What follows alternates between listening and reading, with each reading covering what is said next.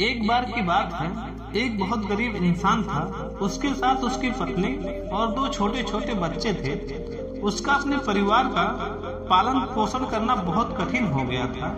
उसका दिमाग काम नहीं कर रहा था और उसका मन भी अशांत रहने लगा। तभी उसने अपना घर छोड़ने का फैसला कर लिया। एक रात जब उसकी पत्नी और दोनों बच्चे सो रहे थे तो वो चुपचाप घर से चला गया। रात में बिना किसी मंजिल के वो आदमी चलता रहा। तभी अचानक उसने देखा एक नदी के किनारे भगवान बुद्ध अपने शिष्यों के साथ बैठे हैं। उसने डिसाइड कर लिया कि अब वह सन्यासी हो जाएगा और गौतम बुद्ध का शिष्य बनकर यहीं रहेगा। उसके बाद वो गौतम बुद्ध के चरणों में जाकर गिर गया। उनसे विनती करने लगा कि वो उसे अपना शिष्य बनाकर अपने साथ ही रख ले। गौतम बुद्ध ने उस गरीब इंसान की बात सुनकर उसे अपना शिष्य बनाकर अपने साथ रख लिया। गौतम बुद्ध अपने शिष्यों के साथ आगे बढ़ते हैं। रास्ते में चलते चलते थक गए थे। सब रुककर एक पेड़ के नीचे आराम करने लगे। तभी गौतम बुद्ध को गर्मी के मारे बहुत तेज प्यास लगी। उन्होंने अपने नए शिष्य से कहा, यहाँ पास में ही एक सरोवर है, तुम जाकर वहाँ से पानी ले आओ। गौतम बुद्ध का आदेश मानकर वह सरोवर से पानी लेने चला गया।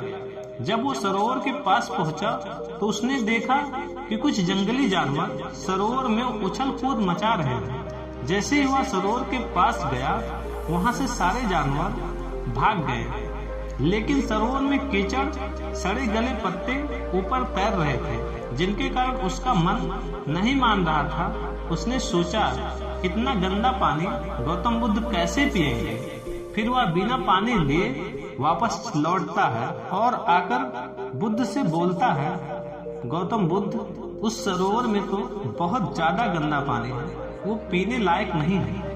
अपने शिष्य की बात सुनकर बुद्ध थोड़ी देर चुप होकर बोले, जाओ उसी सरोवर से जाकर पानी ले आओ।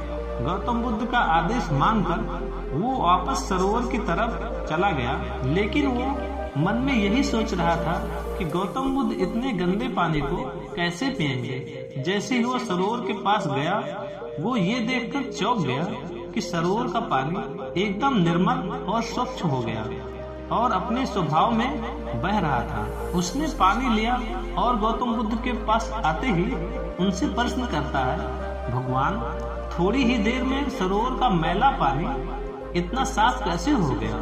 फिर बुद्ध ने उसे समझाते हुए कहा, जब जानवर उसमें उछल कूद मचाए हुए थे तब सरोवर का कीचड़ उभर आया था, लेकिन कुछ ही देर शांत रहने पर कीचड़ फिर से नीचे बैठ गया और पानी पहले जैसे फिर से निर्मल और स्वच्छ हो गया।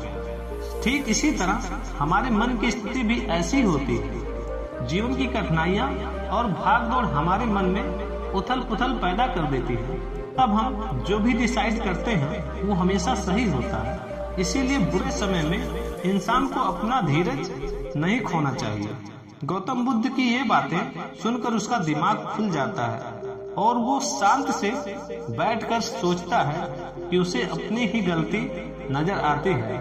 फिर उसे समझ में आता है कि उसने अपना घर छोड़ने का गलत डिसाइड लिया था। फिर वो गौतम बुद्ध के चरणों को स्पर्श करके उनसे आज्ञा लेकर अपने घर वापस लौट जाता है।